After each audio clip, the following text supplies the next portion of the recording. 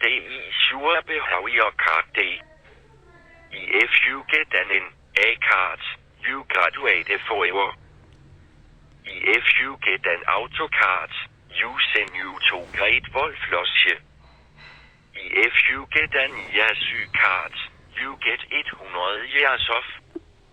If you get a normal card, you get 50 years off. If you get an hard card, you get nothing happens.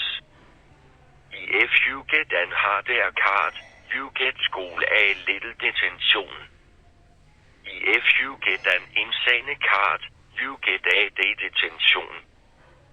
If you get an syg demon card, you get a month detention.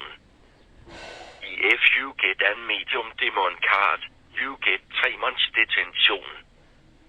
If you get an hard demon card, you get a year detention.